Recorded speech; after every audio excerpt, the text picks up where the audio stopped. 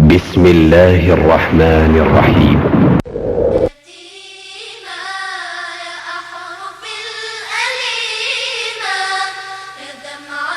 لكني أجد ليتمك حلا يا ولدي، يجتث جذور الآلام لينهي الأزمة. يا أستاذي، سهل جدا أن توجد حلا بالكلمة، أن تمسح عن عين الدمعة، لكن صعب أن توجد حلا يرسم في شفتي البسمة. أتريد أبي يا أستاذي؟ هل تطعمني؟ هل تكسوني؟ ما طال الدهر وأيامه. هل سأناديك أبي وتجيب وتعوضني عن حرمانه؟ يا أستاذي، لا تملك ليتيم مثلي إلا أن تمسح رأسه، تمسح عن عينيه الدمعة. يا دمعة اليتيمة يا أحرف الأليمة، يا دمعة اليتيمة يا أحرف الأليمة. مات أبي فقولي للأنفس الرحيمة، يا دمعة اليتيمة، يا دمعة اليتيمة. مات أبي فمن لي يلقي الحنان حولي، قولي لهم لعلي ألقى يدا كريما. مات أبي فمن لي يلقي الحنان حولي، قولي لهم لعلي ألقى يدا كريما. يا دمعة اليتيمة يا أحرف الأليمة، يا دمعة اليتيمة يا أحرف الأليمة. مات أبي فقولي للأنفس الرحيمة، يا دمعة اليتيمة، يا دمعة اليتيمة. قولي لهم سألنا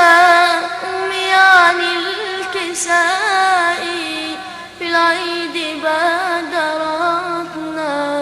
بالدمع والبكاء. قولي لهم سألنا أمي عن الكساء، في العيد بادرتنا بالدمع والبكاء. يا دمعة اليتيمة يا أحرف الأليمة، دمعة اليتيمة يا أحرف الأليمة. مات أبي فقولي للأنفس الرحيمة، دمعة اليتيمة، يا دمعة اليتيمة. للكافلين قصي حكاية الصغار، باتوا بغير راع، يا دمعة انكسار. للكافرين قصي حكاية الصغار، باتوا بغير راع، يا دمعة انكسار. يا دمعة اليتيمة يا أحرف. الحمد لله رب العالمين، ثم الصلاة والسلام على أشرف الأنبياء والمرسلين سيدنا محمد وعلى آله وأصحابه ومن تبعهم بإحسان إلى يوم الدين. أما بعد، إلهي baa mahadle subxaanahu wa tacaala mar kale isugu keenay guryihiisa ka mid a. waxaan dhexda kaga jiraa mu'tamarkii islaamiga ahaa ee ka socday waddanka South Africa, Koonfur Africa, gaar ahaan caasimadiisa Johannesburg. waxaan hadda gelaynaa muxaadaradii 7aad oo uu ciwaankeedu yahay fawaa'id min sulxu lxudaybiya waxyaalaha fawaa'idda ehe laga qaatay ama laga fahmay axkaamta ehe ka dhashay sulxu lxudaybiya waxaa inoo soo jeedin doona fadiilata sheekh maxamed cabdi umal wajazaahu allahu khayran falyatafadal mashkuuran wasalaamu calaykum بسم الله الرحمن الرحيم إن الحمد لله نحمده ونستعينه ونستغفره ونعوذ بالله من شرور أنفسنا وسيئات أعمالنا من يهده الله فلا مضل له ومن يضلل فلا هادي له وأشهد أن لا إله إلا الله وحده لا شريك له وأشهد أن محمدًا عبده ورسوله يا أيها الذين آمنوا اتقوا الله حق تقاته ولا تموتن إلا وأنتم مسلمون يا أيها الذين آمنوا اتقوا الله وقولوا قولا سديدا يصلح لكم أعمالكم ويغفر لكم ذنوبكم ومن يطع الله ورسوله فقد فاز فوزا عظيما أما بعد فإن أصدق الحديث كتاب الله وخير الهدي هدي محمد صلى الله عليه وسلم وشر الأمور محدثاتها وكل محدثة بدعة وكل بدعة ضلالة وكل ضلالة في النار. معاشر الإخوة،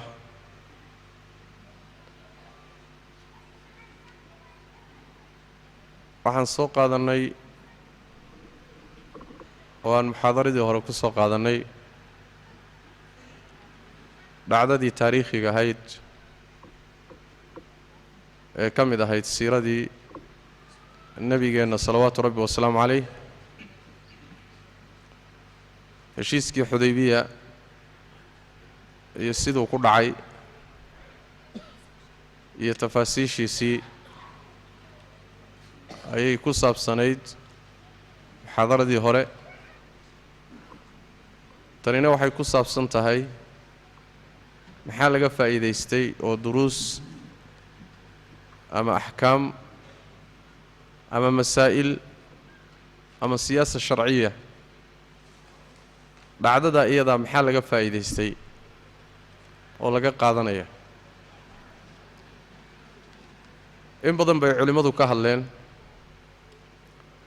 oo dhacdada faa'iidooyinkeeda iyo waxyaalaha laga qaadanayo aad ay kutub uga qoreen. waxaa ka mid a alimaam ibnu اlqayim aljawsiya calayhi raxmat ullah kitaabkiisa zaadulmacaadka ayuu fawaa'id fara badan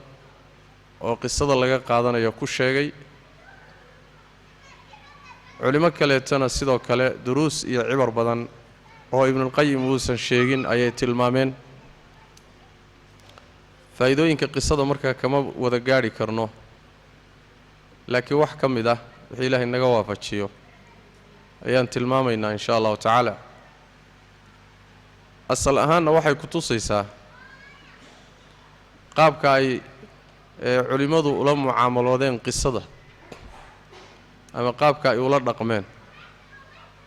qisadu inay ka mid tahay jawaanibteeda iyo say u dhacday iyo waxyaalaha ku yimid. waxay ka mid tahay waxyaalaha loo deliishan karo shareecada iyo waxay ogoshahay iyo waxay diidan tahay. bimacnaa dhacdadaasi nebiga khaas kuma ahayn, balse waxay ahayd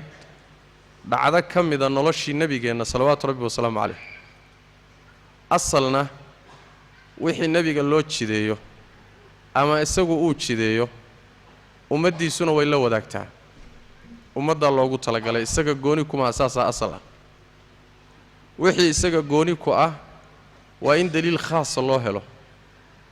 wixii deliil khaasa loo waayo oo dhahaya nebi maxamed bay khaas ku tahay, deliil noocaasa haddii loo waayo asalku waa inay ummaddu la wadaagto waay. sidaas daraaddeed ayaa qisada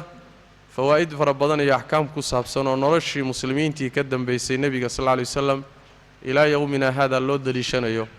ayaa macnaha culimmadu ay kala baxeen oo ka soo saareen. ma wada gaadhin karno marka sidaan sheegay, laakiin qaybo ka mida un baan taataabanaynaa haddii alla idmo. waxaa ka mid ah dhacdadaasi fawaa'idda ku jirta ee fiqhiga ah ama siyaasa sharciga ah waxaa ka mid ah cumraysi la cumraysto bilaha xurmada leh ashhuru xurumka la yidhaahdo khaasatan ashhuru ulxaj waxayna ahaan jirtay arrin xilligii jaahiliga iyo islaamka ka hor bilaha xajka in la cumraysto arrin jaahiliyadii carabtu ayna caado u ahayn bay ahayd caado umayna ahaan jirin laakiin ilaahay fadligii tabaaraka wa tacaala sharcigu arrintaa wuu beddelay in la cumraysan karo bilaha xajka nebigeennana salawaatu rabbi wasalaamu calayhi 4 cumro ayuu cumraystay 4ta cumroba waxay ahaayeen bisha dilqacday ahaayeen bisha dilqacda oo macnaha wax weeyaan middan heshiiska xudaybiya sanadkii ka dambeeyay waa ka nebigu cumraystay sal alla alay wasalam 4tuba sida saxiix bukhaari iyo muslimba ku yimid bimacnaa dilqacday dhaceen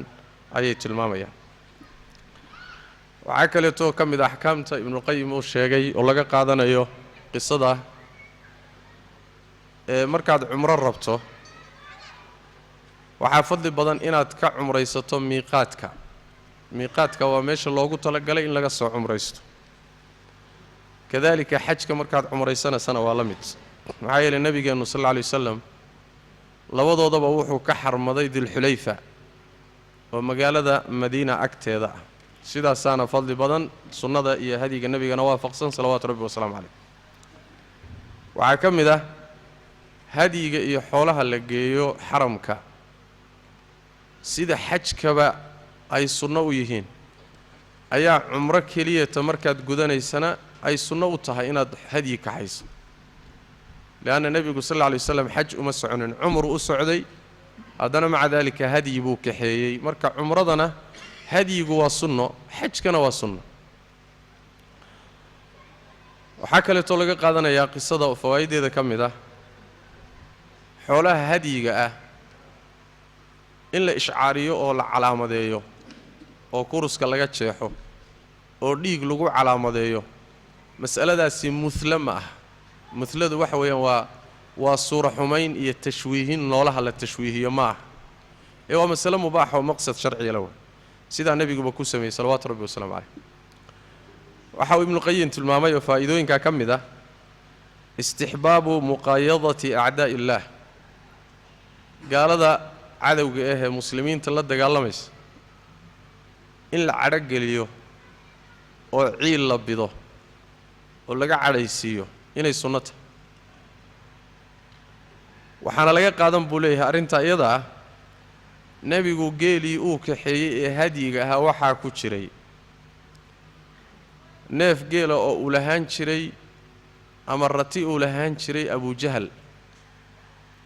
odaygii reer qureysheed ee beder lagu dilay qurayshna odaygeeda ahaa odaygaasi rati uu lahaan jiroo laga qabsaday ayuu nebigu geelii hadyiga ahaa raaciyey ee meesha lagu qalahayay ujeeddaduna waxay ahayd gaaladan geeloodii laga qabsaday inta loola yimaado weliba geelii odayaashooda iyo sanaadiiddooda geelii laga qabsaday haddana hortooda in lagu qalo waxoogaa nooc ka cadhaysiinaa ku jirta ka cadhaysiintaasi marka waa maqsad weeye shareecada maqaasideeda ka mid ah oo nebigeenna salawaatu rabbi wasalaamu calayh saxaabadiisa markuu rabbi tilmaamayey suuraddaa suuratulfatxi aakhirkeeda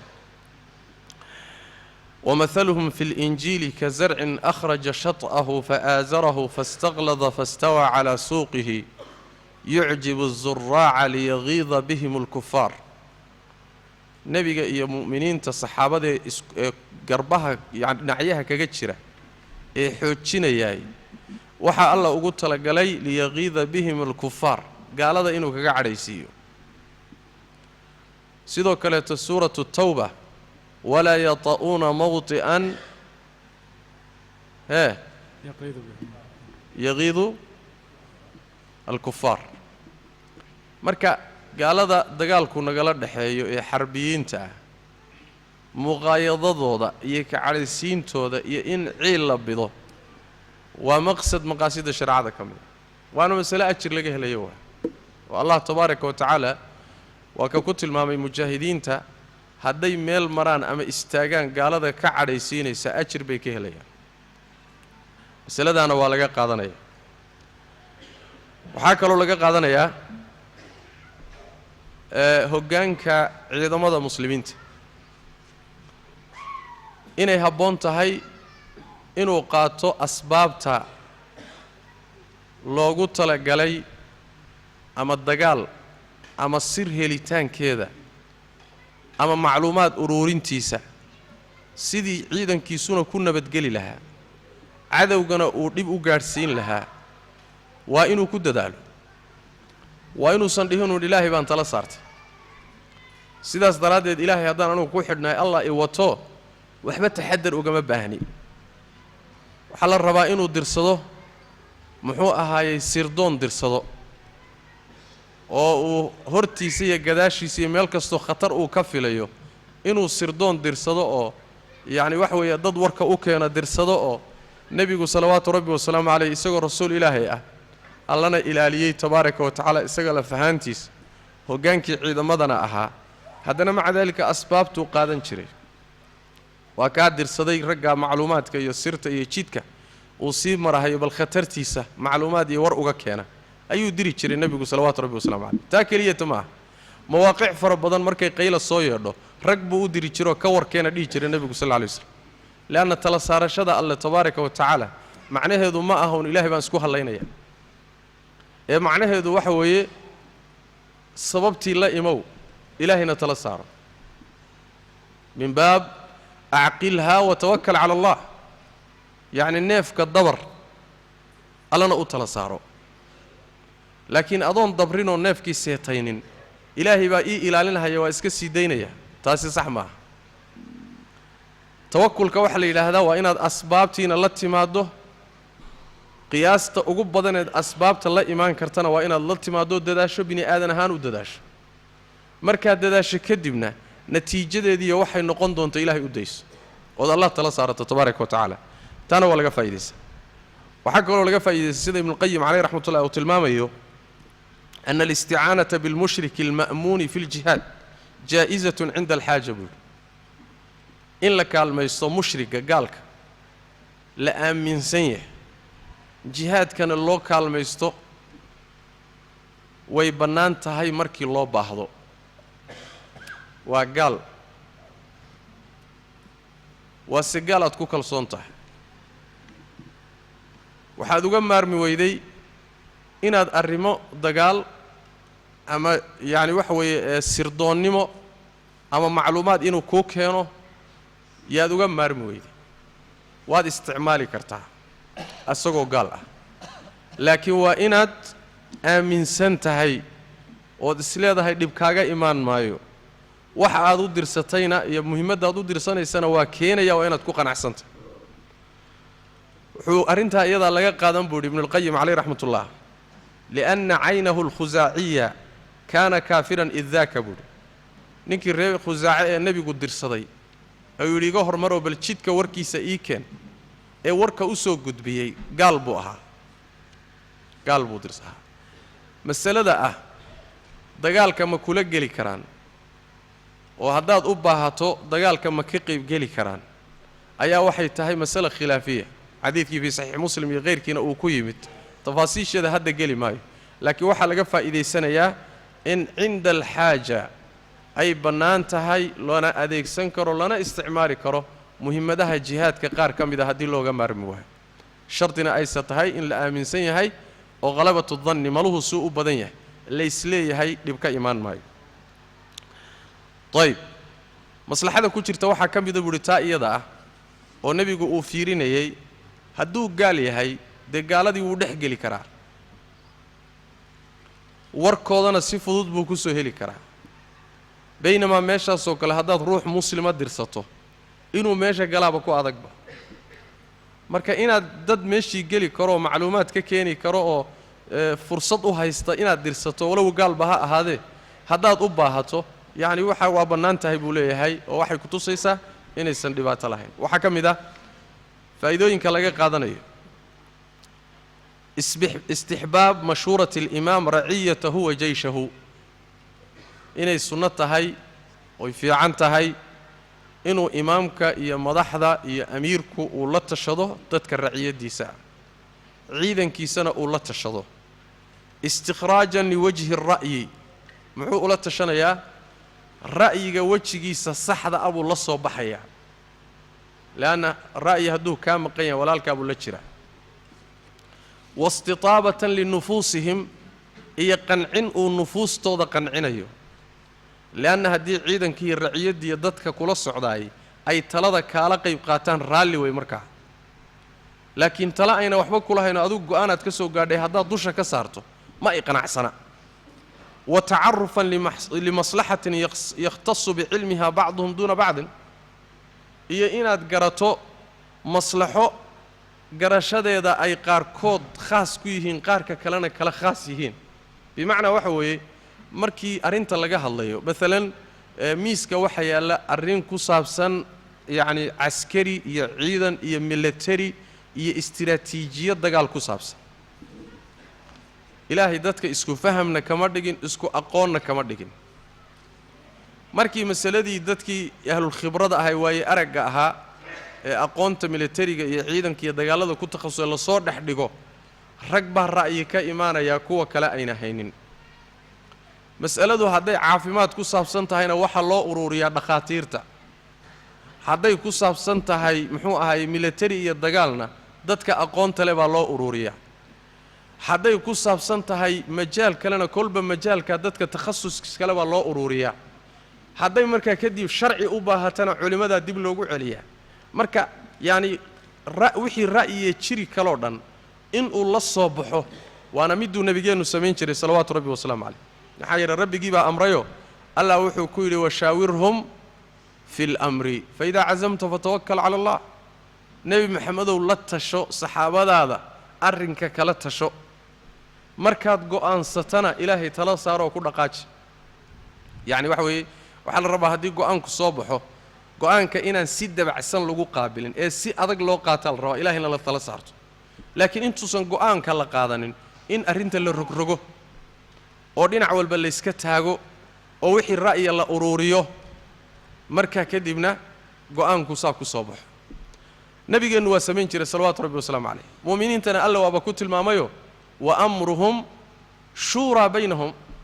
arrinta mu'miniinta iyo muslimiintu waa tashi dhexdooda ah, waa wax laga tashado. islaamku ma yaqaano wax la yidhaahdo kayga qaado, anigu baa jira, anigu baa jira, amar qaado, ha hadlin, tala ma lihid. digtaatarnimo ma yaqaano islaamku, digtaatarnimo ma yaqaano. laakiin islaamku wuxuu yaqaanaa ra'yi laysla rogrogo kadibna meel laysla dhigo. qisadan dhexdeeda laba meelood bay ku soo aroortay oo nebigoo saxaabadiisa la tashaday. qodobka koobaadi wuxuu ahaa nebigu salawaatu rabbi wasalaamu calayhi markii la yidhi ciidamaa lagu urursadayoo waa lagula dagaalamayaa, wuxuu saxaabada kala tashaday intaan daba marno ciidamadan meesha isku urursanaya guryahoodii iyo carruurtoodii iyo dumarkoodii ma u daba marnaa, mise socodkeennaan iska wadannaayoo beydkaan iska aadnaa. waa kii abubakar ku teliyey rasuul ilaahayow maynaan u imaanin dagaal cumraan u soconnaye teenna aynu ku soconno wixii inaga hor yimaadana markaan iska celinno. waa quman tahay. sidaasuu nebiga ra'yigaasuu qaatay salawaatu rabbi wasalaamu calayh. wada tashi bay ahayd. mar kaleetana waxay ahayd markii inta heshiiskii la saxiixay oo la dhammaystay nebigu uu go'aansaday inuu madiine ku soo noqdo. saxaabadiisa waa ka ku yidhi xoolihiina qaloo gowraca, xiirta waynu noqonaynaa. ee saxaabadii wax dhaqaaqa la waayay, shib loo aamusay nebiga salawaatu rabbi wasalaamu calayh. amarkii la qaadan waayey. nebigu isagoo murugsan oo arrintaa ka xun waa kii u galay ummu salama, ee ummu salama arrintii u sheegay ee ay tidhi rasuul ilaahayow ma rabtaa ma jeceshahay in sidaa aad rabto ay fuliyaan haa intaad baxdo nin iyaga ka mid ah la hadlin adigu waxaad bilowdaa inaad xiirato xoolahaagana gowracdo ku bilow taladii salama nabigu qaatay salawaatu rabbi wasalaamu calayh waa dhaqaaqay waa ka xoolihii gowrac ku bilaabay tima xiirihiina u yeedhay saxaabadii markay arkeenna waa kuwa arrintiisii lama filaana ugu tilaabsaday oo markiiba ku dhaqaaji taladu adiga hadday kaa maqan tahay dumar baa laga yaabaa inay la jirto soo maalit taladaasi wax furfurtay ee nebiga murugta ka dejisay ee arrintii fududaysay yay ka timid salamay ka timid haweeney caqli badanna way ahaan jirtay radia allahu tacala canha wa ardaaha marka nebiga salawaatu rabbi wasalaamu calayh dhacdooyinka noocan oo kale ah inta badan waxaa badnaan jirtay inuu saxaabadiisa la tashado weliba waxaa aad u badnaan jirtay inuu taladooda iyo ra'yigooda qaato aad bay u badnayd dagaalkii waxaa ka mida beder oo kale mowqica iyo meesha ciidanku degayee laga dagaalgalayo saxaabaduu ka talageliyey ra'yi nin saxaabiya soo jeediyey buuna qaatay dagaalkii uxud markii intay gaaladu ay dul timid ay ku talagaleen inay baabi'iyaan nebiga iyo saxaabadiisa nebigu salawaatu rabbi wasalaamu calayh saxaabadii buu la tashaday maxaynu samaynaa asaga waxaa la qumanaa oo taladiisu ahayd inuu magaalada gudaheeda ku dagaalamo oo ciidanku waa kaa badan yihi ciidanku hadduu kaa tira badan yahayna magaalo gudaheed baa lagula dagaalamaa magaalada innagaa le gudaheedaan kula dagaalanno niman dhallinyaro u badan oo dagaalkii beder ka maqnaa oo ka baaqday oo ilaahow idinkiiyo gaalo mar uun idin kulmi leh oo xanaaqsan unbaa yidhi rasuul ilaahayow magaalo dhexdeed ku dagaalami mayne ragga noo saar bannaanka inoo bixi nebigu salawaatu rabbi wasalaamu calayh waa yahay buuri saa baa rabtaan haa waaye wuu labistay markuu labistay oo dirayskii dagaalka uu diyaarsaday ayay marka intay ku soo noqdeen bay rasuul ilaahay malaha waxaadan rabin baan ku marsiinay ra'yigaagii aan qaadanno markaasuu wuxuu ku yidhi nebi uma habboona mana dhici karto markuu dirayskii dagaalka labisto kadib inuu dib u furo ma suuroobi karta ina dhaqaajiya buuri sidii baa bannaanka loogu soo baxay taladoodii buu qaatay nebigu salawaatu rabbi wasalaamu calayh isla dagaalkii ka dambeeyey axzaab sidoo kale markii inta laysu bahaystay carab qabaa'isheedii oo dhan isugu tagtay oo meesha soo degtay waa waxaan ayna xamili karin waay oo muddo bil ku dhowaada magaalada dul degan yihiin bannaankana loo bixi waayo magaaladii inta god lagu wareejiyey dhankii laga soo geli jiray godkaa la waardiyeynahayo isku dhac yaryarana uu marmarka qaarkood dhacayo ayaa nebigu salawaatu rabbi wasalaamu caleyh wuxuu bilaabay marka inuu isku dayo inuu kala furfuro ciidamada gaalada oo uu isticmaalo alxarbu khudca wuxuu la tashaday labadii nin ee marka aws iyo khasraj ugaasiyada u ahaa sacd ibnu cubaada iyo sacd ibnu mucaad buu la tashaday wuxuu yidhi ka warrama qabiilka qabaa'isha meesha timid ugu tiro badan uguna dhibka badan haddii aan la heshiinoo nidhaahno magaalada madiina midhaha ka go'aya niskood baannu idin siinaynaaye naga noqdoonna dhaafa kuwaasi hadday inaga noqdaan intan soo hadhay waynu iska celin markaa ee nimankaa ballanqaadka aan siino oo dalagga ka go'aya magaalada madiina aan qayb u ballanqaadno sidaa haynoga jabeen haynoga noqdeen inta kalena aan garaacno labadii sacad arrintii waa la qumanaan weyda waxay yidhaen rasuulka ilaahayow annagoo gaalo ah oo gaalo isla ah yay weligood iyo allahood inay xoolaha naga martigeliye aan ku siina mooye weligood xoog mayna nagaga qaadan maanta annagoo islaamnay oo muslimiin ah inaan xoolaha naga aan siino oo naga noqdo aan dhahno ma dhacayso waxay ka badin waayaan ha yeelan waana iska celinaynaa ma saasaad garateen haa waa yahay buu nebigu yidhi salawaatu rabbi wasalaamu calayh waa nebi maxamed salawaatu rabbi wasalaamu calayh waa arjaxu nnaasi caqlan dadka intuu ilaahay abuuray ninka ugu caqli badan waayo ilaahayna ugu xidhnaan badan tabaaraka wa tacaala haddana maca daalika siyaasaddiisu saasay ahayd siyaasaddaadu hadday noqoto marka siyaasad istibdaad iyo anaa idhi iyo ra'yigayga iyo hallay raaco iyo tala male ood isuba aragtaba inaad ra'yi muqadasa leedahay dadka intooda kaleeto xayawaanuun adiga kuu shaqaynahaya waxba ka socon maayaan ma ahayn hadyigii sax siyaasadda sharciga ee nebigu maray salawaatu rabbi wasalaamu caleyh saasay ahayd cadadiisuna saasay ahayd inuu mushaawarada iyo talada badiyo saxaabadiisii iyo raggii ka dambeeyey baana arrintaa ka dhacayo ayaa ka dhaxlay oo siyaasadda iyaguna ku socday waxaa ka mid a waxyaalaha laga qaadanayo alimaam ibnuulqayim caleyh raxmatullahi uu tilmaamayo inay bannaan tahay gaalada kula dagaalamaysa ee dagaalku idinka dhexeeyo intaad daba marto raggii dagaalka u soo xaytay ee dagaalami lahaa inaad magaaladoodii iyo dumarkoodii iyo carruurtoodii intaad u daba marto aad qafaalato shardi ma aha in dagaal idin dhex maro laakiin marba hadday dagaal idinka dhexeeyo waxa ay haystaan oo dhan baa kuu bannaan ayadana waa laga qaadanaya qisada waxaa laga qaadan buu leh ibnuulqayim caleyh raxmatullah hadalka baadilka ah walow cid aan mukallaf ahaynba ha loo tiiriye in la radiyo hadalka baadilka ah hadalka aan saxda ahayn xataa cid aan mukallaf ahaynoo xoolo oo kalaba ha ku saabsanaadee hadalka baadilkaa in laga jawaabo la yidhahdo ma jiro xaggee laga qaadanaya waxaa laga qaadan markay hashii fadhiisatay qaswa hashii nebiga sal alla alay waslam waxay saxaabadii yidhaahdeen khala'at ilqaswa hashii qaswo ahayd waa daashay waa socon la'dahay waa tabar dhigtay warkaasay dheheen markaasaa nebigu wuxu uhi sal lla alay waslam kama aamusina waa ka jawaabay muxuu yidhi maa khala'at wamaa daaka laha bikhuluq buu nebi uhi sal lla alay waslam mana aynan daalin dabeecaddeediina ma aha waxaa laga qaadan buu ley ibnuulqayim caleyh raxmatullah hadalka khaladka ah xataa mukallaf faxanayn ba ha ku saabsanaado xataa xoolaha ku saabsanaado xataa carruur ha ku saabsanaado hadalku hadduu khalad yahay wuxuu mudan yahay in laga jawaabo oon laga aamusin xikmaddaana waa laga qaadan buu leeyahay ibnuulqayim caleyh raxmatullah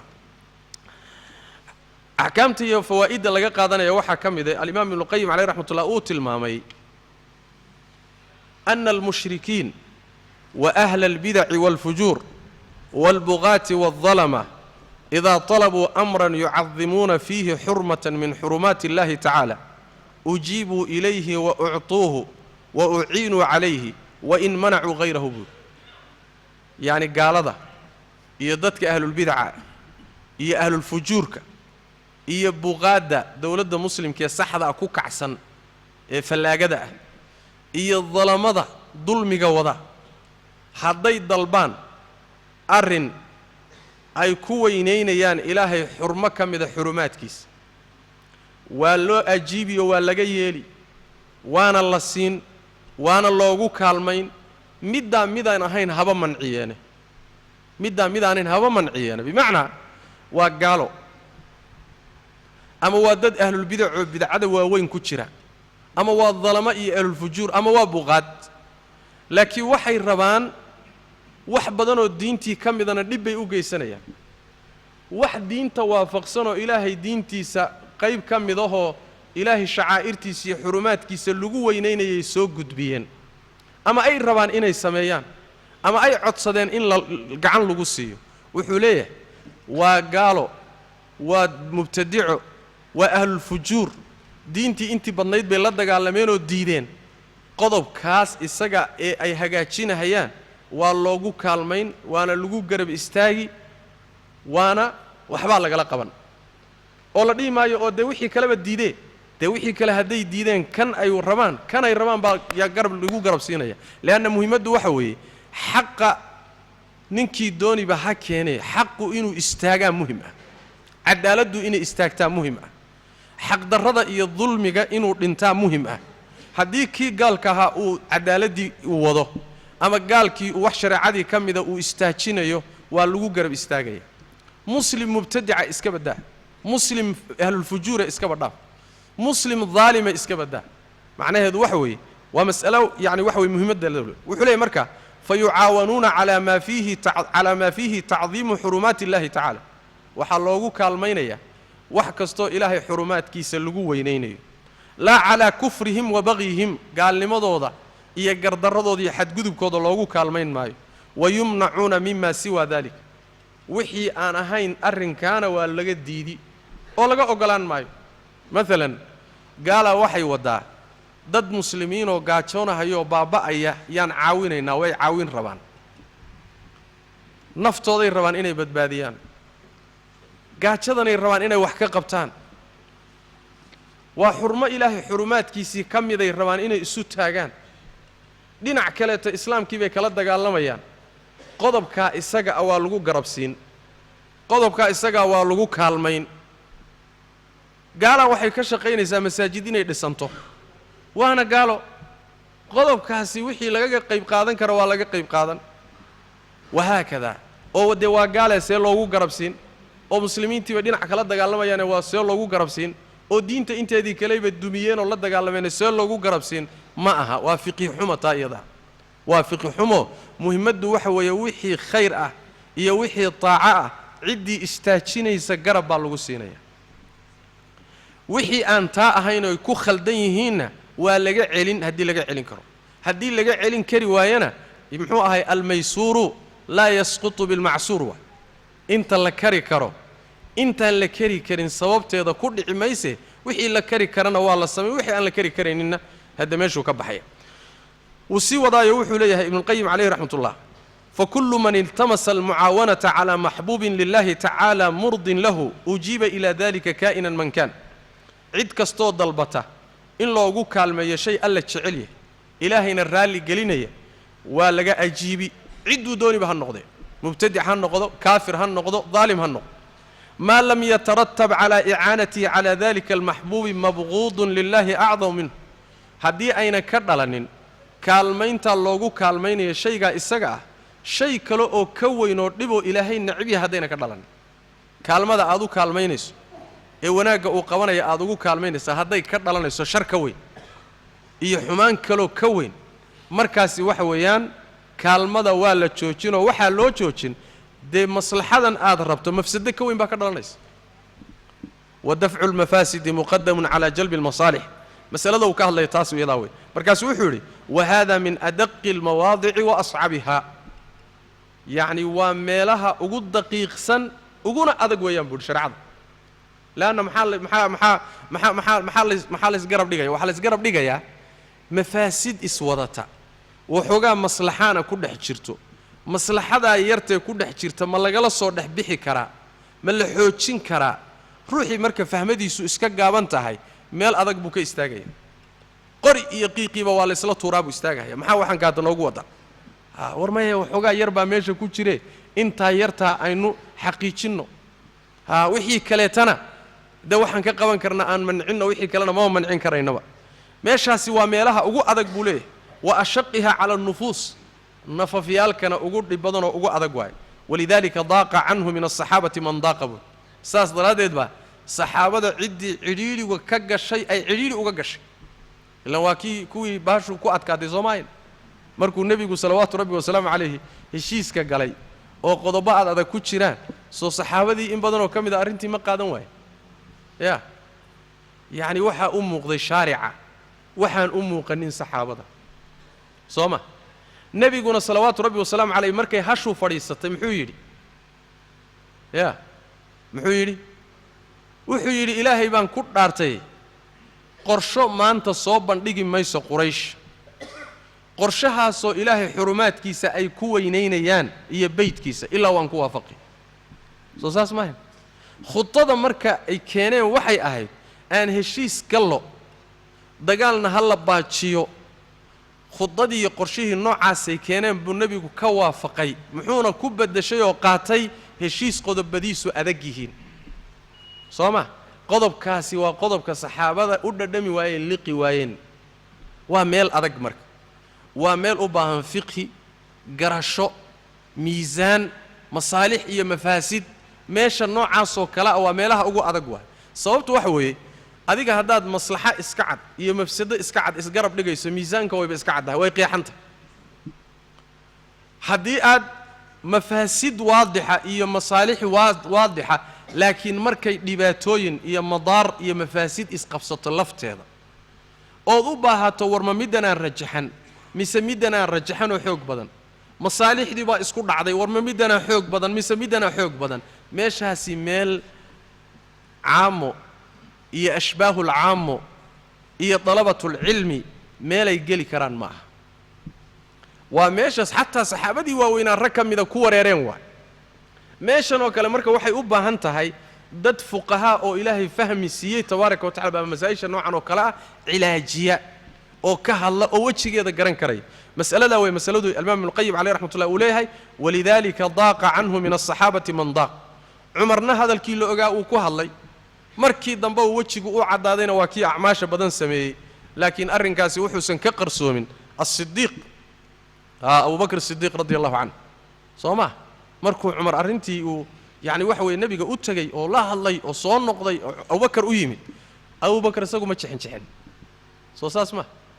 bal isaga iyo nebigoon is-ogayn ayaa hadalkoodii iswaafaqay soo ma hadalkii uu nebigu cumar ku yidhi laftiisii ayuu abubakarna ku yidhi abubakar aad buu u deganaa wuxuu leeyahay ibnulqayim waxay ku tusi inuu ahaa abubakar afdalu الصaxaaba wa akmalu الصaxaaba saxaabada ninka ugu fadli badan uguna dhammaystirnaan badan wa afqahu الصaxaabana uu ahaa saxaabada ninka ugu fiqhi badanna waa ah radia allahu tacala canhu arda meelo noocaasoo kaleo taladu wareertayna ilaahay isagu ummadda ku badbaadiyey markuu nebi maxamed dhintay salawaatu rabbi wasalaamu caleyh oo saxaabadii ay arkeen xabiibkoodii oo dhintay rag badan bay taladu ka wareertay cumar baa ka mid ahaa seef buu qaatay car yaa dhihi kara maxamed waa dhintay buuri car haddaanan qoorta ku casayn car waa ninka ku hadla buuri ma dhimani waana soo noqon hayaa buuri meeshanuu taagan yahay waa la baqaya yaa hadli kara qoortaa la iscasaynahaya abubakar baa soo istaaga wuxu uhi war cumarow dadka fadhiiso war ka fadhiiso dadka buu ku yidhi markaasuu wuxuu ku dul akhriyey wamaa muxamadun ilaa rasuulun qad khalat min qablihi الrusulu afa in maata aw qutila inqalabtum calaa caqaabikum meeshii baa aayaddii la akhriyey ilan markii laguma baraarugin oo dadkii wareer baa galay markii baa aayaddii la kala qaatay wamaa muxamadun ilaa rasuulun qad khalat min qablihi الrusulu afa in maata aw qutila inqalabtum calaa ilan waa dhimanayaa nebigu war cumaroo dadka ka fadhiisuu yidhi cumar wuu fadhiisiiyey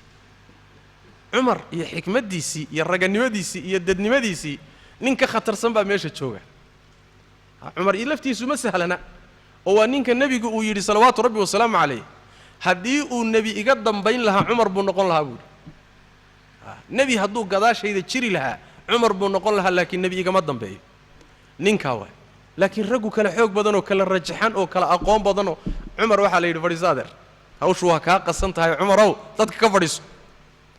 mar labaad bay ahaydee markay carabi ridowday oo nebigu markuu dhintay mar saddexaad bay ahayd oy diinta ka baxday oo yidhaahdeen muxuu ahaay kumaba jirnaba qaarna sakadii diideen abubakr sidiiq radia allahu tacala canhu ardaa wuxuu soo istaagay walle ninkii sake ii diida iska dhaaf gaaloobida iyo diintaoo laga noqdee xataa ninkii sakada ii diida wax yar oo saka ah walle waan la dagaalami buuhi cumar wuxuu idhi oo abubakarow ma dad ashahaadanayaad la dagaalamay dad ashahaadanaya oo tukanaya see dhiiggooda u bannaysani markaasuu wuxuu yidhi walle ruuxii salaadiiyo sakada kala qaada waan la dagaalami cumar markii dambe ra'yigii abubakar buu ku qancay saxaabaduna isku raaceen dadkii ridoobayna lagula dagaalamay meeshaasi wax waaye waxay ku tusaysaa dad baa waxay qabaan abubakar nin jilicsan buu ahaa cumarna wuxuu ahaa nin adag marmarka qaarkood waxay gaadhayaan inay yidhahdaan nin dabacsanoo wuxuu ahaa iska tabardaran sheekadaana sheeko saxsan maaha raggu waxay kala baxaan inta nabad iyo barwaaqo lagu jiro nin walba waa nin rageed soo saas ma laakiin xaaladaha adag marka la galo bay raggu kala baxaan oo soo siday u kala fiican yihiin ay soo baxdaa imtixaanaadku markay yimaadaan marka waxay ku tusi fadliga sidiiqa radia allahu tacala canhu ardaa ayaa laga faa'iidaysan oo saxaabada masiyada uu la dheeraa ayay ku tusaysaa macnaha waxaa kaloo laga faa'iidaysanoo fawaa'idda qisada ka mid ah muxuu ahaayey sida ibnuqayim caleyh raxmatullah uu tilmaamayo waxaa ka mida jawaazu ibtidaa'i alimaami bitalabi sulxi alcaduwi idaa ra'a almaslaxata lilmuslimiina fiih inay bannaan tahay hoggaanka muslimiintu inuu gaalada cadowga ah ka dalbado heshiis iyo xabad joojin iyo nabad in la qaato waa goorma hadduu u arko danta iyo maslaxada muslimiintu maanta inay tahay inay nabad galaan lianna tasarufu alimaami manuutun bilmaslaxa imaamka iyo madaxa muslimiintu tasarufaadkiisa iyo go'aamadiisu mar walba waxay ku dhisan tahay maxaa muslimiinta maanta maslaxa ugu jirtaa hadday u rajaxanto inuu dagaal iyo xabadi maanta ay maslaxa ku jirto wuu dagaalami hadday u rajaxanto maanta muslimiinta inuu dagaalka joojiyo nabad qaato wuu qaadan waana masalada cahdiga la yidhaahdo waa shartina ma aha inay iyagu marka hore kaa dalbadaan heshiiska ee adaa dalbi kara haddaad u aragto maanta inay muslimiinta dantoodu ku jirto maslaxadoodu ku jirto adaa dalbi karoo dhihi kara aan heshiis gallo maxaa yeelay aan heshiis gallo heshiiskan xudaybiya aan heshiinno ma nebigay ka timi mise quraysh bay ka timi ya nebigay ka timi salawaatu rabbi wasalaamu calayh rasuulkaa bandhigga lahaa curwat ibnu mascuudin athaqafi markuu u yimid asagaa farriinta u sii dhiibay ninkii kale ka horreeyey khusaacigaa isagaa u sii dhiibay marka adaa dalban kara waxaan kaloo sharti ahayn markaad u arkayso muslimiinta maslaxadooda inay maanta nabad inay qaataan ay tahay sharti ma aha inaad ka tabardaran tahay ayaguna kaa xoog badan yihiin maya inay kaa tabardaran yihiin ama inaad adigu ka tabardaran tahay inaad ka tabardaran tahay iyaguna kaa xoog badan yihiin sharti maaha adoo adigu ka xoog badan tahay haddaad la dagaalantana aad baabi'in karto ayaa haddana waxaad u arki kartaa maslaxadu inaad nabad gasho shardi ma aha inay kaa xoog badan yihiin markaad heshiiska gelayso ee adoo ka xoog badan baad heshiiska geli kartaa xageen ka qaadanaynaa nebi maxamed salawaatu rabbi wasalaamu caleyh heshiiska xudaybiya markuu gelayay quraysh wuu ka xoog badnaa hadduu la dagaalamana wuu baabi'in lahaa qur'aankaana ku tusi inay sidaa ahay allah tabaaraka wa tacala fii suurati alfatxi wuxuu yidhi low tazayaluu lacadabna aladiina kafaruu minhum cadaaban aliima mu'miniinta ku dhex jirta hadday ka soocmi lahaayeen oo gaaladu dhinac isugu bixi lahayd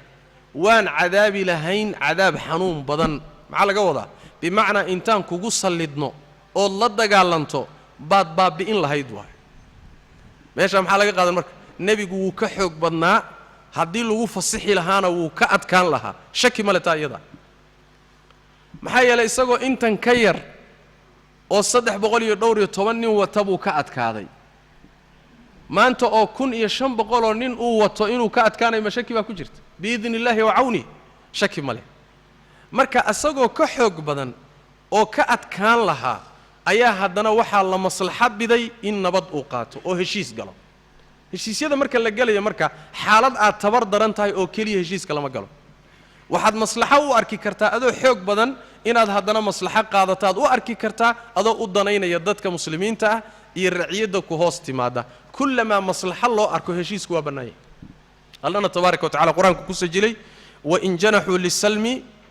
fajnax laha watawakal cala allah hadday nabad iyo heshiis xaggiisa u iishaan adiguna u iilo heshiiska la gal allana tala saaraa la yidhi nebiga salawaatu rabbi wasalaamu caleyh marka maxay ku xidhan tahay heshiiska la gelayahay waa inaadan adigu ku danaysanayn heshiiska aad gelaysahay waa inaadan adiga keligaa ayna dani kuugu jirin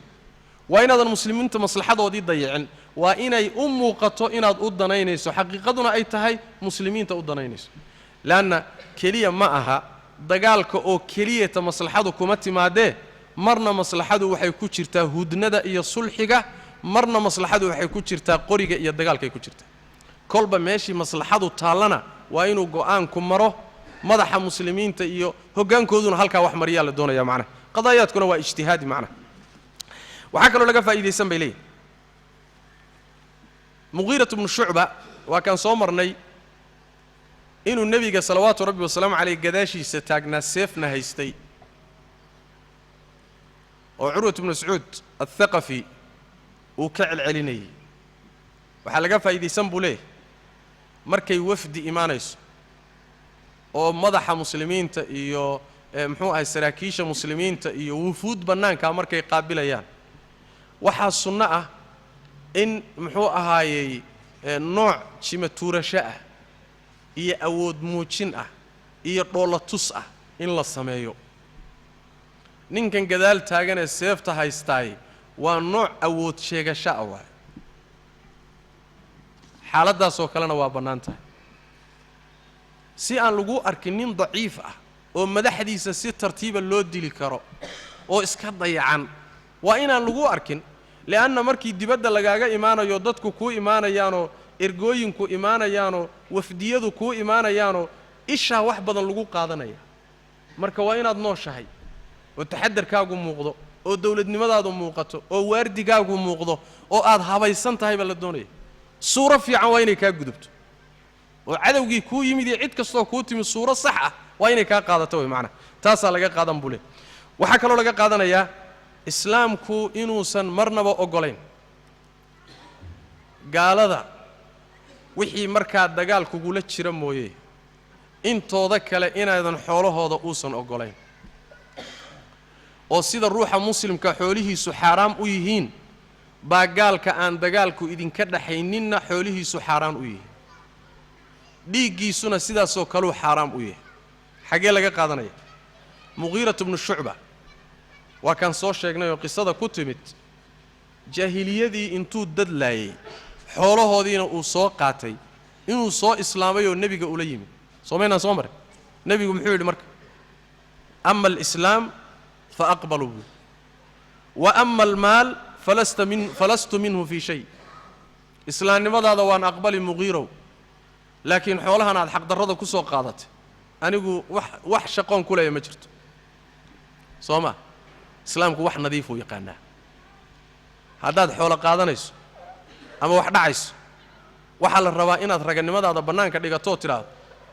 war gaalow dawlad heblaay mujtamaca hebelow igu talagal meeshaad kugu arkaayo dagaal xoolahaaguna ii bannaan anigana meeshaad igu aragtahay badbaadinin talagalkaa qaado anna talagalkaasaan qaadanayaa warcad maya warcad waa markaasi dagaal baa kaa dhaxeeya xoolihiisa hel dumarkiisa hel carruurtiisa hel dhiiggiisaa kuu bannaan waad fasaxanta laakiin inaad ballan baan ku jiraa tidhaahdood baasaboorkiisa qaadatood waddankiisa degto oo dasaatiirtiisa iyo andimadiisa hoos joogto amniguu dhaliyey ku hoos nooshahayoo haddana aad tidhaahdo hoos baan wax ka xadayaa mujaahid baan ahay maa yasiir yaa sayidii haa mujaahid baan ahayoo dagaal baan ku jiraa muqadas ah sidaas daraaddeed xoolahoodu ii bannaan kii ballanta ku jiray kii ku yimid shardiga ku yimid kii amniga ku yimid kii ammaanka la siiyey mid walba xoolihiisu ii bannaan leanna dagaal muqadasaan ku jira yaa sayidii dagaalka muqadaskii xoolaha aad ku gelaysa waa inay xalaal yihiin xoolaha aad ku gelaysa waa inay xalaal yihiin laakiin jihaadkii baan wax u dhacayaa oo wax u xadayaa oo muxuu ahaye u bannaysanaya waxaan bannaanayn ma soconayso nebigu wuxuu yidhi sal alla alay wasalam wa ama almaal falastu minhu fii shay nebigu xoolo maalinka waa u baahan yahy soo saas ma xoolo uu ku dagaalamo waa u baahan yahy oo dagaalka u kaashadaya jihaadka laakiin da'bigiisa ma ahayn xaalad kastoo adagoo soo martay salawaatu rabbi wasalaamu calayh xilli wuxuu soo maray xataa saxaabadiisii iyo raggaa mujaahidiinta dagaalamayay xataa ay geedaha caleentooda cuni jireen oo saxarada ay saxaroonayaan ay tahay sida saalada xoolahoo kaley saxaroon jireen leanna bini aadamku wuxuu cunuu saxaroodaa soo ma haddana maca daalika duruufta adagee soo martay ma ahayn dariiqyo aan saxsanayn inuu xoolaha ku qaato ma ahayn nebiga salawaatu rabbi wasalaamu calayh maxaa yeelay haddaad wax khaldan geliso dagaalkaagii iyo jihaadkaagii xoolo khaldan ku nafaqayso nidaam khaldan aad geliso waaba fashalkaagiiba meeshii nasriga lagaaga qaadi lahaa eed ku jabi lahayd waa aad ku jabi lahayd cibaado ay xaaraan gashay inaad guul ku gaadhaayay ha sugin waad jabi saas daraaddeed baa nebigeennu salawaatu rabbi wasalamu aleyh wuxuu iska fogeeyey xoolihii muqiira uu khaladka ku soo qaatay waa iska fogey meeshaa ibnulqayim caleyh raxmatullah wuxuu leeyahay waxay deliil u tahay calaa anna maala almushriki almucaahadi macsuum wa annahu laa yumlak gaalka ballanka lagula jiro ee wada noolaanshuhu naga dhaxeeyo gaalka noocaasoo kalea xoolihiisu inuu macsuum yahay aananna la milkin karin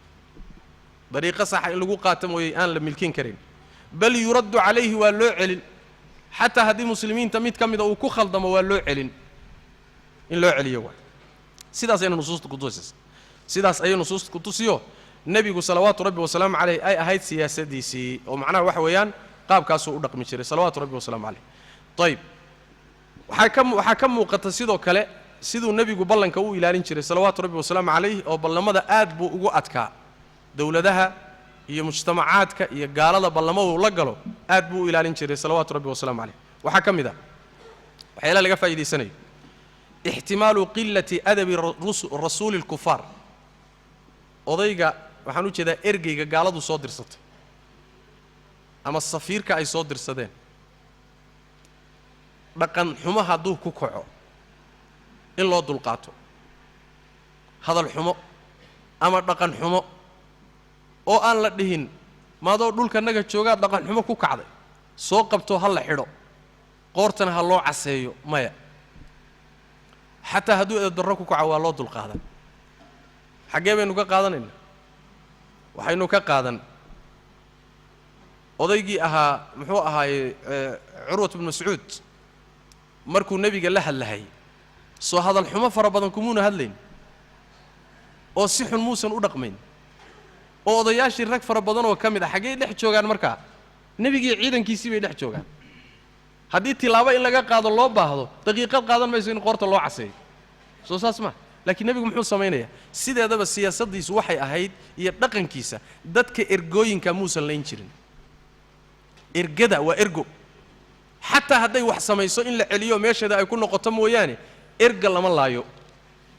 waxaa laga qaadan oo sidoo kaleeta ahaan jirta nebigu salawaatu caadada carabtana saasay caadada carabtu saasay musaylimatulkadaab ninkii la dhihi jiray ee nebinimada sheegtay reer bani xaniifa ayaa 2 nin soo dirsaday nebigu u soo diray 2 nin oo erga ah labadii nin baa u yimid nebigu salawaatu rabbi wasalaamu calayhi markaasay markay u yimaadeen waxay yidhaahdeen waxaanu qirsannahay inuu musaylima rasuul ilaahay yahay odayganagii aan ka nimid adugu rasuulnimadu soomaada sheegan asagana rasuulnimaduu sheegtay inay xaq tahay baan rumaysannahay markaasaa nebigu wuxuu uhi sal lla alay wasalam lowlaa ana arusula laa tuqtal laqataltukumaa ergada haddaan la laynin ergada haddii aan la laynin waan idin dili lahaa buuri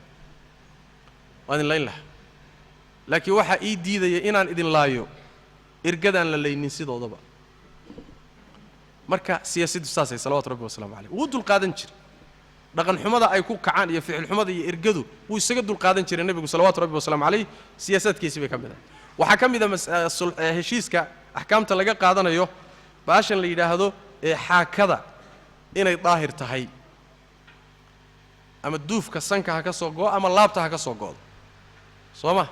laanna nebiga sal lla alay wasalam xaakadiisa soo saxaabadu intay qaataan oo gacmaha u dhigtaan mayna ismarmarinayn waa daahir waana la isla ogolya biyaha la isticmaalay ee lagu weysaystay ama lagu qabaystay inay daahir yihiin baa laga qaadan iyadan oo qisadu faa'iidaynaysa waxaa laga faa'iidaysan oo qisadu sidoo kale ay faa'iidaynaysaa gaalada yacni sida ibnuqayim uu leeyahy ana musaalaxata almushrikiin bibacdi ma fiihi daymun cala almuslimiina jaa'iza lilmaslaxati alraajixa gaalada in lagula heshiin karo wax qodobadiisa qaar ka mida muslimiinta uu dulmi ku yahay qodobadiisa qaarkood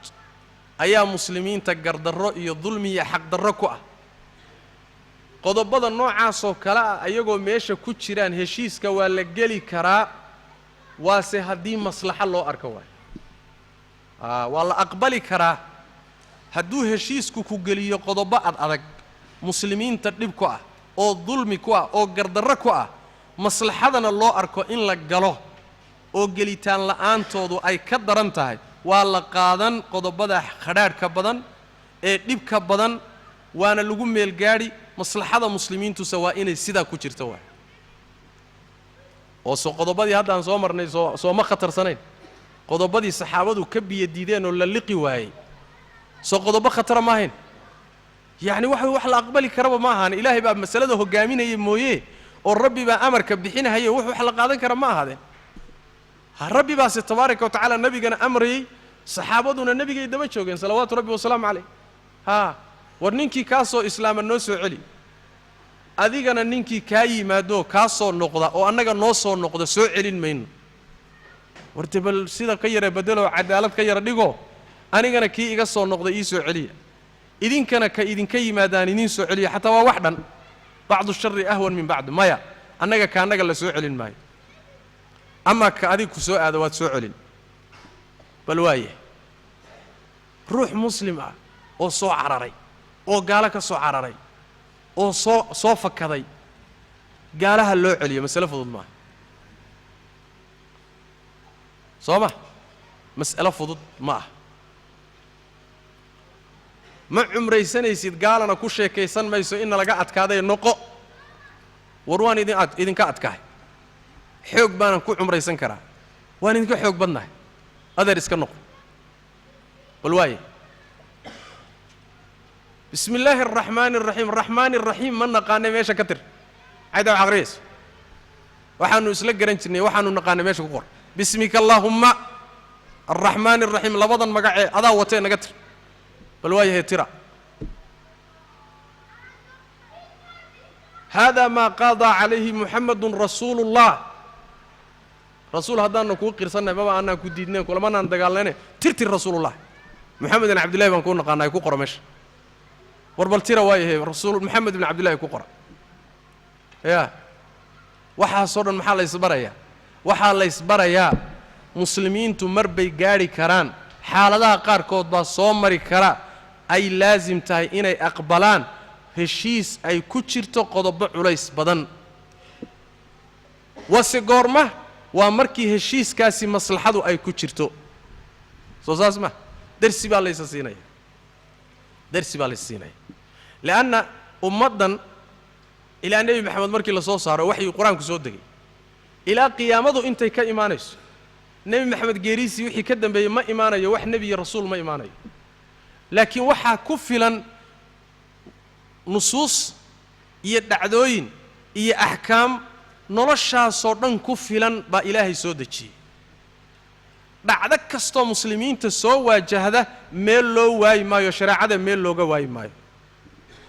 waxa laga qaadan buu markay ibn al-qayyim alayhi rawana sida wax ka shar badan qodobadan la galayo ee muslimiinta dhibka ku ah ee culayska ku ah wax ka shar badan hadii lagaga hortagayo waa la aqbaliyo waa la qaadan waxayna noqonaysaa daf'u a'la al-mafsadatayn biihtimali adnahuma laba mafsada haday isu ka qabsadaan midda fudud baa la qaataa oo lagu reebaayo lagu difaaca midda adag labada dhib baa isu ka haysta laba dhib haday isu ka qabsadaanna ta fudud baad ku qasbanta hadaa taraa ta fudud gali maayo ta adag baad gali sooma nin baa ku yimid mooryaan baa ku heshay adoo soconahay dhul jiif ama jiri ah xoolaad wadataa way ku qabteen waxay ku yiraahdaan adar loo mid soo gal xoolahan intaad 50-50 u qaybiso konton boqolkiiba konton na qaado boqolkiiba konton na nasi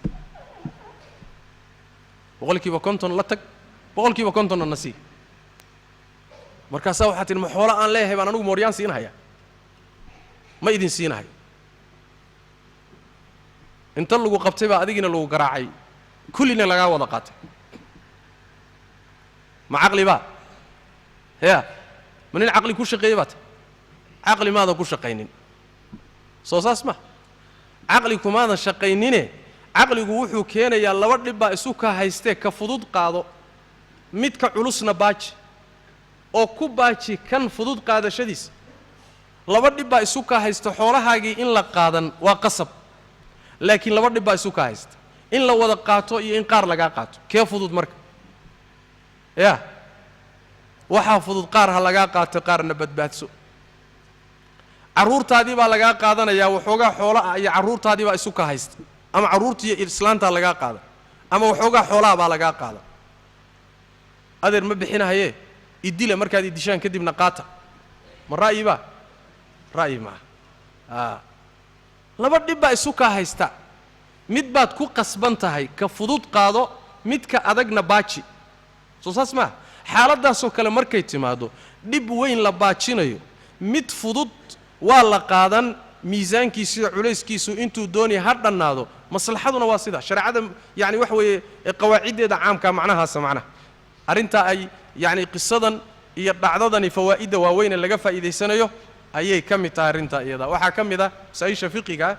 ee ruuxa xajka ama cumrada u socda haddii xajkiisa iyo cumradiisa laga hor istaago meesha lagu baajiyey ee lagu hor istaagay uu dhaafi waayey meeshaasuu xoolaha ku gowracaya waana xiiranaya waana soo noqonaya.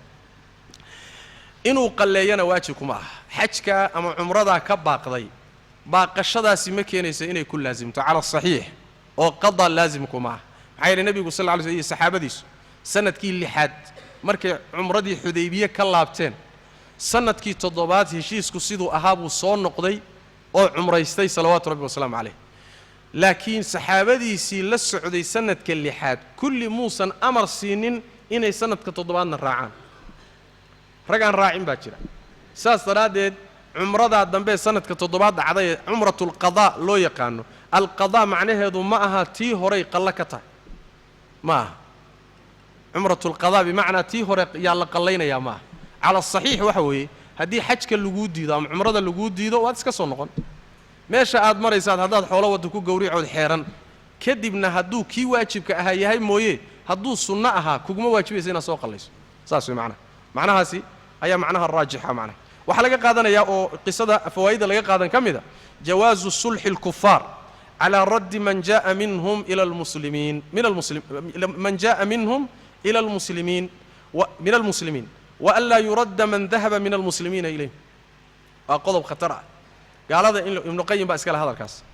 in ay bannaan tahay gaalada in lagula heshiiyo ciddii muslimiina iyaga ka yimaada in loo celiyo, ciddii iyaga ka soo islaamta in loo celiyo, ciddii muslimiinta ka tagto iyada u gashana inaan la soo celinaynin. sida naska heshiisku uu yahay qodobkaa wakhtigaa khaas kuma ahayne hadday muslimiintu u baahdaan oo ku qasbanaadaan duruufaha qaarkood way qaadan karaan, heshiisna waa ku geli karaan. inay bannaantaa laga qaadanaya. wuxuuse leeyahay wahada fii hayri الnisaa, laakiin dumarku kuma jiraan oo iyaga dumarka waa kii la diiday soo ma. ayada aayadihii soo degay baa soo reeba waxa la yidhi dumar haween muslima haddiiba la ogaada inay mu'minaad yihiin gaalada ha u celinina. iyagu ragga waa ka jilicsan yihin soo ma. laakiin waxa laga hadlaya waa ragga. mas'aladaa ah muslim gaalada ma lagula geli karaa heshiis in la soo dhiibo waa masale khilaafiya waay. nebiguna saxaabadu markay yidhahdeen rasuul ilaahayow oy yidhaahdeen ma muslim baa la celinaya wuxuu nebigu yidhi sal lla alay wasalam ciddii inaga noqoto iyaga inaga aado ridowdo oo diinteenna ka laabato kaa isagaa hadda ilaahay ha fogeeyo. nin intuu soo islaamoo diinta macaankeeda arka dib uga noqday kaa maxaa ku falaysaan. amaa dadka iyaga ka imaanaya inoo imaanayeen celinayno ilaahay baa faraj u furi doona buu nebi yidhi salawatu rabbi wasalaamu calayh. ilaahay baa faraj u furi doona oo ficlan ilaahay faraj buu u furay soo ma. farajkii loo furay muxuu ah ya farajkii loo furay muxuu ah qisadaan ku soo marnay dhacdo maxay ahayd abubasiir buu ahaa soo ma. abubasiir baa meeshana waxoogaa ku samaystay. waxoogaagii uu samaystay baa faraj noqoto wax alla wixii meesha lagu dhibahyo o dhan meeshanay aadeen. ilaahay baa faraj u furi doona buu nebi sal lla alay slam ilahayna faraj baa u furay soo ma. marka mas'aladaa ah muslim ma la dhiibi karaa hayntiisa gaaladu hadday dalbanayso haddii gacanta lagu sii hayana muslimiinta dhib ka weyna ay gaadhayso ma la gacan gelin karaa mise wixii ka dhacaya ha ka dhaco ha layna wada baabi'iyo dhulkeenna ha la qabsado muslimka sina looma dhiibi karo. waa masale khilaafiya waa mas'ale khilaafiya fuqahadu ku kala aragti duwan yihiin. alimaam ibnu qayim caleyh raxmatullahi wuxuu ka mid yahay culimmada qabta inay bannaan tahay leanna waxa uu leeyahay muxuu ahay laa sabiila ilaa dacwa naskhi xukumkaasi in la bedelay wax daliila looma hayo waa baaqi buu leeyahay. laakiin culimmada kaleetaa ka doodaya waxay leeyihiin dadkan la celinayaay waxa loo gacangelinaya loo dhiibay qaraabadoodii bay ahayd oo quraysh dadka ka soo islaamaya dad qaraabadoodaabay ahaayeen. qaraabadooda haddii loo gacangeliyana inay ciqaabaan oy dhibaan oy garaacaan mooye inaysan dilaynin bay u badnayd. hadday wadci noocaasoo kale a jiroo ruuxii muslimka ahaa yacni waxa weeye cid u naxaysa ama ka naxaysa ama inaan la dilaynin loo rajaxayo markaasoo kale suuradaasoo kale haa. laakiin gaalo aan u naxariisanayn in loo gacangeliyo maya halkaasay qaarkood marayaan. qaarna waxay leeyihiin maye arrintu waa jira adiga qaarna dawaabid bay u dhigayaan iyo shuruud qaarna aslanba waa diidan yihiin masalada waa masale khilaafiya way macna masaa'isha lagama waa isfaa'iidaysanaya aad bay marka u badan yihiin muxuu ahaayey waxaa kaloo laga qaadanaya mas'alada loo yaqaano tajazu'u lcahdi ballanka gaalada lala galo inuu qaybsami karo waana masale fiqiya waay macnaheedu waxa weeye gaalo muslimiinta qaar ka mida ay ballani kala dhaxayso qaar kaloo muslimiintii ka mida dagaal ma kala dhaxayn karaa oo muslimiinta qaarkood marka loo fiiriyana gaalku waa mucaahad oo cahdi baa lagu jiraa muslimiin kale marka loo fiiriyana ama dawlad kaleoo muslima loo fiiriyana xarbi weeyaan oo dagaal baa kala dhaxeeya ma dhici kartaa mise muslimiinta qaar ka mida hadday la coloobaan oo gaala dagaal kala dhaxayso dawlad gaala ah kulli muslimiintu waa inay la wada dagaalamaan oo la coloobaan ballanna lama geli karaan miya mise ballantu way qaybsami kartaayo cahdiga tajazu' baa ku dhici kara qisadani waxay faa'iidaynaysaa cahdigu inuu qaybsami karo oo gaalo muslimiin ballan kula jirta muslimiin kalena inay dagaal kula jiri karaan xaggeennu ka qaadanaynaa ya abu basiir baynu ka qaadanay soo saas maaha qisadii abu basiir iyo raggiisu iyo quraysh xarbi iyo dagaal baa ka dhexeeyey soo saas maaha nebi maxamed iyo qurayshna maxaa ka dhexeeyey cahdi iyo ballan bay ku jireen soo ma dawladdan ballanta gashayna ballanteedu waxay ku eg tahay raciyaddeeda hoos timaadda wixii raciyaddeeda ka baxsan iyadu mas-uulka ma aha gaal yahow ama ha kula dagaalamo ama la heshii aday kula jirta anigu laakiin mas-uuliyadda aan cahdiga ku galay waa inta raciyadda hoostayda timaadeen u taliya waa masalada tajazu cahdiga xataa qur-aanku waa tilmaamay في سورة الأنفال آخر كذا يؤلّ كتل ما تبارك وتعالى وإن استنصروكم في الدين فعليكم النصر إلا على قوم بينكم وبينهم ميثاق يعني قالوا واحد شرط مسلمين أيقوا إسلينيان آذن أغيه لينكرين آيات صدق قال يا مسلم إسليني أوذن مسلم كي أغيه لينكرين سيكتمت قال كات بلن كولا شرطان gaalkii ballantu idinka dhaxaysay ayaa muslimba islaynayaan kale maadaama aad adiga ballan ku jirto ballanta ilaali soo ma qur-aanku wuxuu yidhi kuwaa ballantu idinka dhaxaysee gaalada ah muslimiin ay la dagaalamayaan hadday idinka codsadaan inaad uga hiilisaan ha uga hiilinina ballanta ilaaliya soo ma soo kama muuqato marka gaalo muslimiinna la dagaalamayso kuwa kalena ay ballan kula jiraan soo saas ma waa nas waxaa ku tusi masalada iyadaa sidoo kale xadiidka fi saxiixi muslim min xadiidi xudayfatu ibn yamaan iyo aabbihii baa soo hijrooday xudayfiyi aabbihii baa soo hijrooday markay soo hijroodeen oo magaalada madiine ay soo aadeen ayagoo soo socdoo dhexda ku soo jira ayaa waxaa qabtay gaalaa qabatay markaasaa waxay ku yidhaahdeen idinma sii daynayno maxamed baad ku socotaan iyo madiine soomaa ma idin sii daynayno warnimo yahmee magaalada madiinaan isaga soconnaa maxamed kuma soconeenna daaya ma idinma sii daynayno ballan nala gala inaydaan maxamed u hiilinaynin dagaalka uu nagula jiro inaynaan garab siinaynin ballantaa qaada waa idin sii daynaynaa waayahay bay dheen ballan baan gelaynaa maxamed garab u noqon mayno dagaalkiisana oo idinku hayana idinla geli mayno eena sii daaya waaya kactaga xudayfiya aabbihii iyagoo ballantaas soo galay bay nebiga u yimaadeen salawaatu rabbi wasalaamu calayh markaasay rasuul ilaahayow nimankii ballan baan la soo gallay wayna qabteen ballan baan la gallay inaanaan garab ku siinin ee maxaan samaynaa dagaalka ma kula gallaa mise ballantoodii baan ilaalinaa markaasaa nebigu wuxuu yidhi sal lla alay wasalam ballantoodana waan u ilaalinaynaa ilaahayna waan u kaashanaynaa ee kac iska taga buuri yaa ballantoodana waan u ilaalinaynaa allana waan la kaashanaynaaye kac iska taga dagaalka ha gelina maxaa la ilaalinayaa ballankaa la ilaalinaya diinta islaamka ballanku meeshuu ka joogo iyo cahdigu ma sahlana soo ma marka masalada waxaa laga qaadan qisada oo waxay ka mid tahay adilada ku tusaysa in uu ballanka iyo cahdigu uu tajazu' samayn karo qaybsami karo waana mas'ale ishkaaliye badan ku haysa dad badan oo waxba fahansanayn seebaad South Africa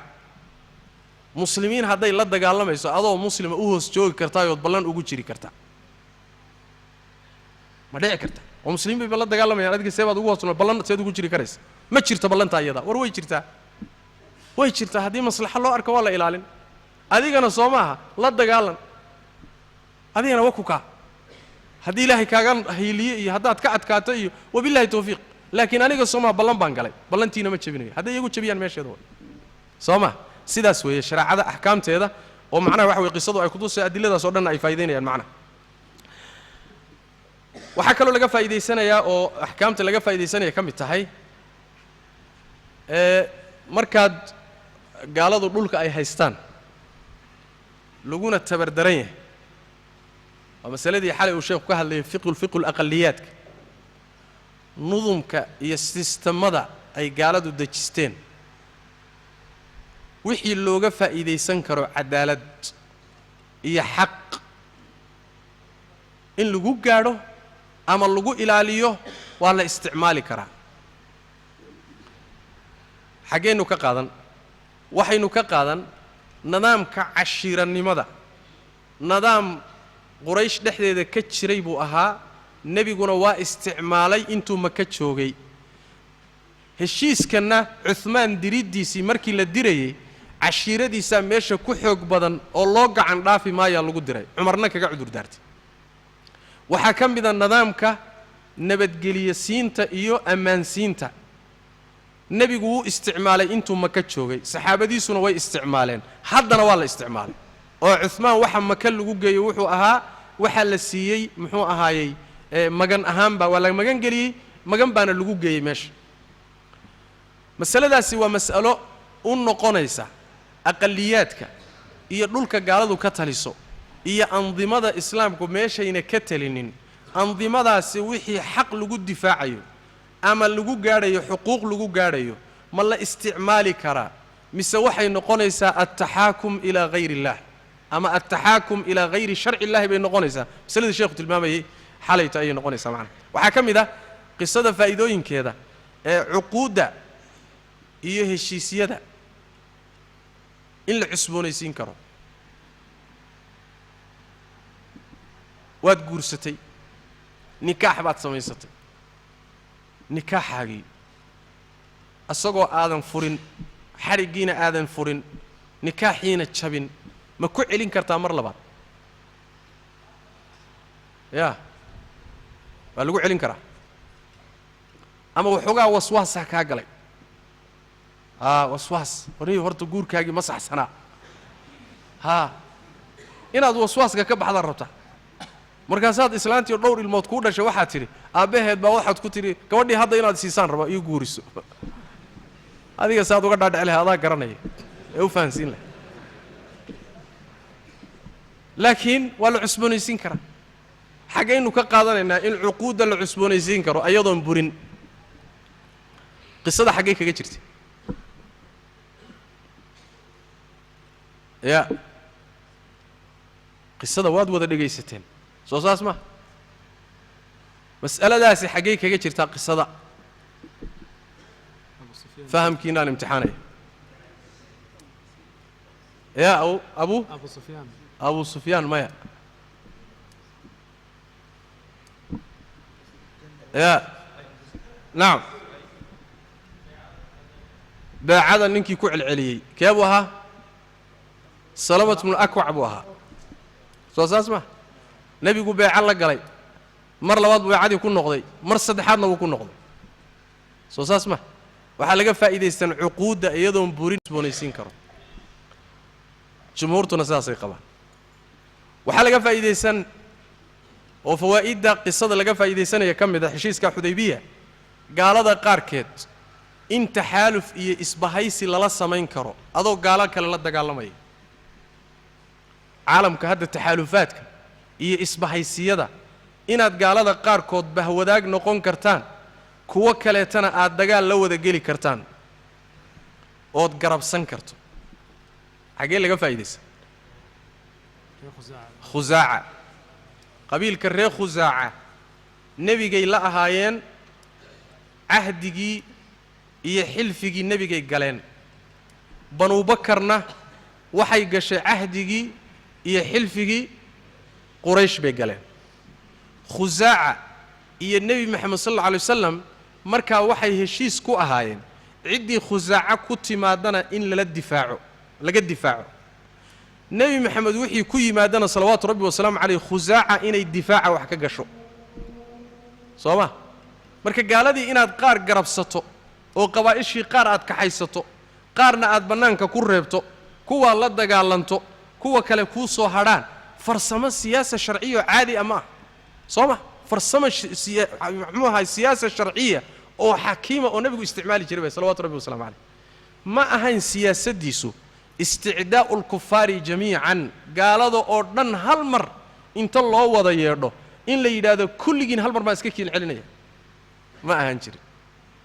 laakiin bashar buu ahaayo wuxuu isticmaali jiray qaar buu xaggiisa soo marin jiray qaar kaluu kula dagaalami jiray magaalada madiine markuu tegey magaaladana uu ku cusbaa heshiisyadii uu galay waxaa ka mid ah qoysaskii reer yuhuudeed heshiis wuxuu la galay ah magaalada madiine inay difaaceeda ka qayb galaan magaalada nebigaa ka taliya yahuudina waa gaalo in laysla difaaca magaalada ayuu heshiisuu la galay ayagaa ka baxay ballamaha nebigu uu gaalada la gelayana kulligood inay iyagu ka baxaan mooye nebigu kama bixi jirin kulligood gaaladaa ka bixi jirta qurayshtan hadda 10 sano lala saxiixday in aan la dagaalamin 10kii sano iyadoon gaadhin bay heshiis ka baxday oo say uga baxeen waxaa islaayay banu bakarkii bahwadaagta la ahaa ee xilfiga la lahaa quraysh iyo khusaacadii nebiga xilfigiisa ku jirtay ayaa isku dhacay labadii qabiil markay isku dhaceen quraysh waxay u soo hiilisay banu bakar khusaaca la baabi'iyey oo dagaal adag lagu soo qaado dhib weyn loo geystay waa gaalo khusaaca ergey soo dirtay nebi maxamed baa madiine loogu yimid gabay bay keeneen iyo muxuu ahaayey hadallo yacni wax way qiimo badan ay ku habar wacanayaan heshiiskii iyo xilfigiina nebiga ay ku xusuusinayaan markaasuu nebigu yidhi salawaatu rabbi wasalaamu caleyh waan idiin hiilin ciidan buu meeshii abaabulay wuu diyaar garoobay maka qabsashadeeda quraysh laga qabsaday sabab waxaa u ahayd khusaaca qabiilkaa gaalada ahaa nebiga salawaatu rabbi wasalaamu caleyh ballantoodii uu oofinayay tii baa waxaa ka dhalatay quraysh in maka laga qabsado oo muxuu ahaay lagala wareego magaaladii maka marka noloshan adduunyada jirtaa sideedaba waxaa loo baahan yahay markaad hogaamiye tahay ood ummad masaalixdeeda iyo danaheeda hogaaminayso fi lxarbi waasilmi waxaa la doonayaa inaad xikmad badan isticmaasho inaad wax kala farsamayso inaad gaalada kala reebto inaad cadowga kala reebto inaad in badan intaad taxyiidin karto xataa qaar aad bannaanka u saari karto bannaanka u saarto waxaa la doonayaa farsamo inaad isticmaasho laakiin haddaad shafka u dhigto cid walba anaa ka adag tidhaahdo cid walbana anaa derderaya haddaad tidhaahdo sunan rabbi baa jira oo madaxa kaa garaaci sunan rabbi oo kawniyaa jira oo aan cidna muxaabaad ku samaynin kuwaasaa madaxa kaa garaacay haddaadan asbaabta qaadanin ood asbaabta ka tillaabsato markaasi waxa weeyaa weylag adaa isdayacay markaas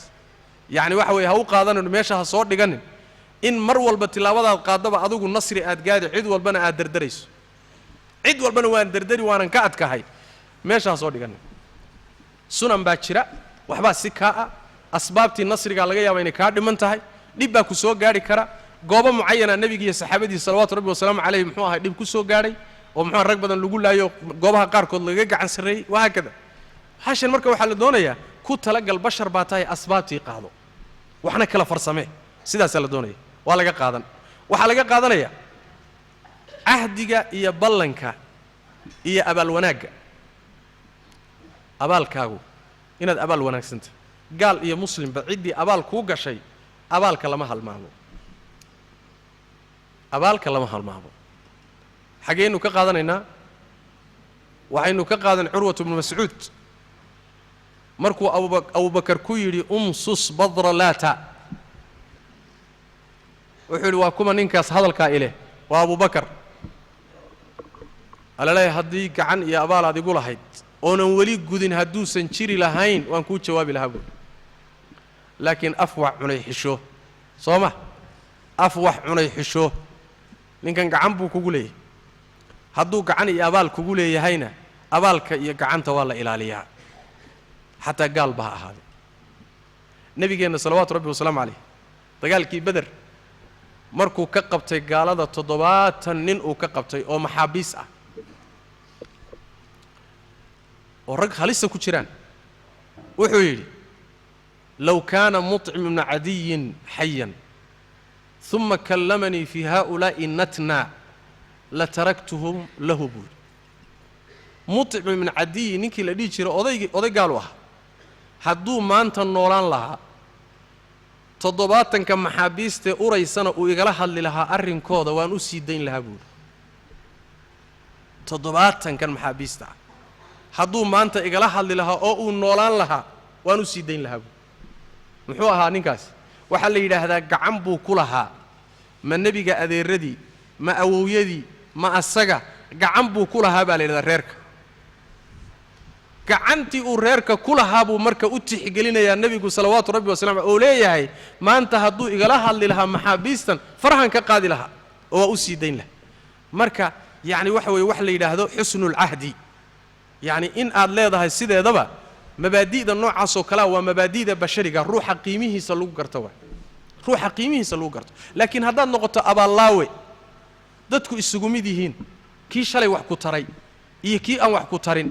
kulli haddaad uun dhinac ka wada marto waxay ku tusi dadnimo xumo kugu jirta ayay ku tusaysaa waxaa laga qaadanaya oo qisada waxyaala laga faa'iidaysanaya ka mid ah in aad ay ku gasho turid reerka aad ka dhalatay waxoogaa inaad laynta uga turto oo waxoogaa inay sii yara joogaan aad jeclaysato arrintaa iyadii gaala jacayl ma aha mas'alatu albaraana wax ma yeelayso alwalaa walbaraa mabda'eedana wax ma yeelayso war reerkan intay xabaddu baabi'in lahayd ilaahay ba inuu faraj u furaa dhici karto islaamaan oo diinta qaataan bal waxoogaa ha sii yara joogeen haa qabiilaystaa tahay reerkiinii baa qalbiga kaa galay alwalaa walbaraa baadan fahansanayn adiga laftaadaa mudanba in lagu raaciyo warukaadi war saas maaha nebi maxamed salawaatu rabbi wasalaamu calayh markuu qisada ka hadlahayay reerkiisa curwat ibnu mascuudna ay wada hadlayeen ninkii ka horreeyey muxuu ahaay ay wada hadlayeen soo muuna muujinin salawaatu rabbi wasalaamu calayh quraysh haddii uu nabad ay heshiis geli karto